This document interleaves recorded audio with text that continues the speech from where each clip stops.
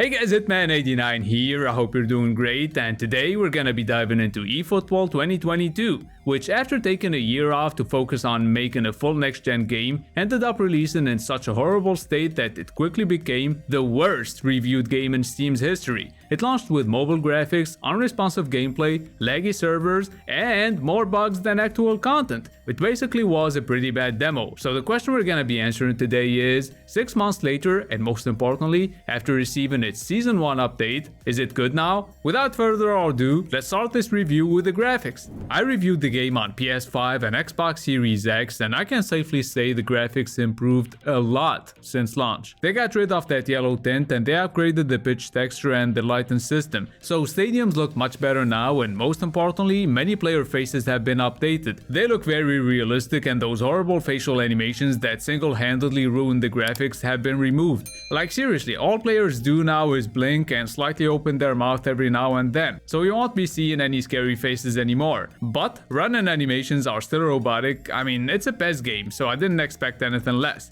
And if you don't think it looks bad, then you should take a closer look at goal celebrations. That's where you can truly see how horrible those running animations are. And when it comes to ball physics, they're not bad, but they're not as good as the ones from PES 2020 either. And let's not even talk about the net animation that looks like they straight up took it from a 15-year-old game. Last but not least, the presentation is a tiny bit better now, but these yellow and blue menus look gross. That being said, eFootball 2022 looks more than decent now. Now when it comes to performance, the game runs more than fine, but since it doesn't look insanely good, you would at least expect it to run at a solid 60 FPS, right?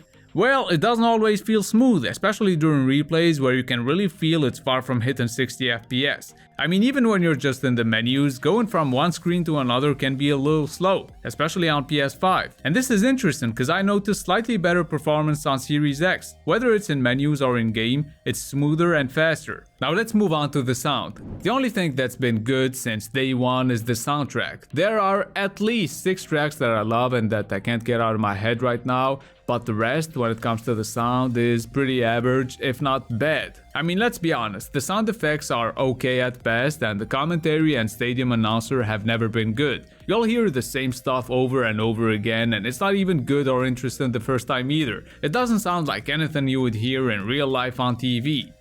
Aubameyang looks to get on the end of this.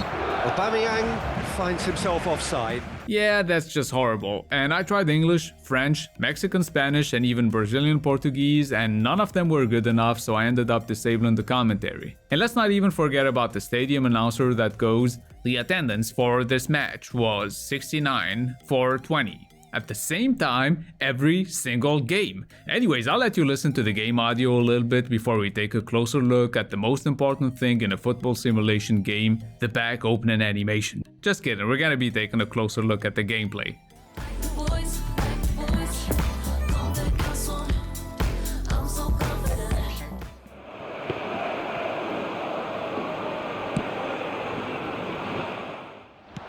Flings in a cross. Towering header! PES has always been known for its realistic gameplay that allowed players to use their own playstyles, instead of having to adapt to what works, like for example on FIFA, where pace is basically the only thing that matters. So everyone expected the gameplay to be great, but when eFootball 2022 launched, one of its biggest flaws was the insane input lag. The good news is it's been reduced so much that it's barely noticeable now. What's still noticeable though is the player response time in certain situations where your player just stands there like a piece of shit watching your opponent make sweet love to your goalkeeper. In all seriousness though, let's talk about the game's pros and cons. Starting with the pros, because apart from getting rid of the major flaws, eFootball added some interesting gameplay features. For example, stunning shots, passes, crosses and headers can be achieved by holding R2 or the right trigger on Xbox, and they're more powerful than regular shots and passes, but they take longer to pull, so make sure you have enough space when picking one of these options, otherwise your opponent will have more than enough time to steal the ball from you.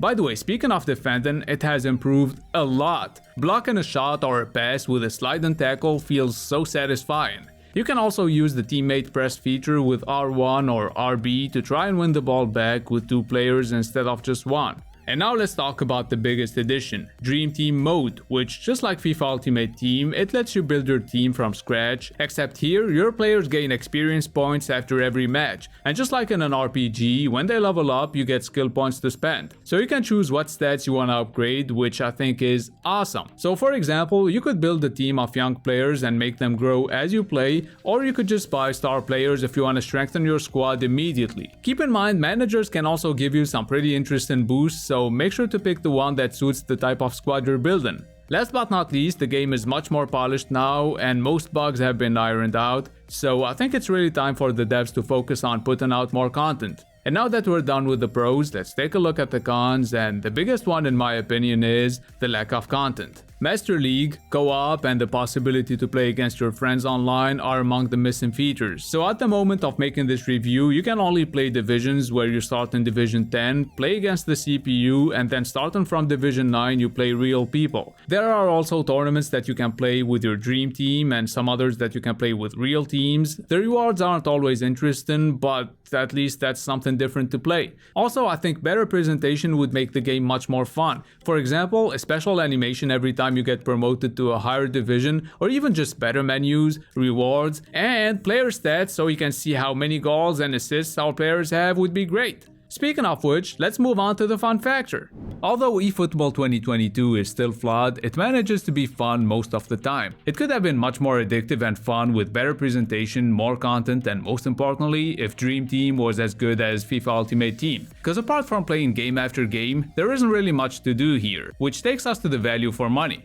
In this case, we have a free-to-play game, but it's full of microtransactions and we're talking about packs that you can only open with real money, which sucks dick. Because they could have added the possibility to open those packs with in-game currency even if you have to grind for a while, but they didn't. Personally, I never spent money on a free-to-play game and never will, so for me this pay-to-win stuff is pretty disappointing. That being said, this is still a free-to-play game, and if you're just gonna be playing it for fun, then you won't feel the need to spend a single penny. Honestly, knowing Konami and seeing how they kept on making one horrible decision after another for the past 10 years, I didn't expect them to turn things around with eFootball 2022, but they actually did. The game is fun to play, it looks decent, and it's free, and that's why I'ma give it a 7 out of 10. I don't know if you realize this or not, but going from a 3 to a 7 in just 6 months is straight up crazy. Now all the game needs is more responsive players, better presentation, and more content to be an 8 or even a 9 out of 10. Anyways, I hope you found this video useful. Hit the like button if you did, and please subscribe if you're new to the channel. I make game reviews and top 10 videos of the best games to play, so check them out if you haven't already. It's been Hitman89. See you guys very soon.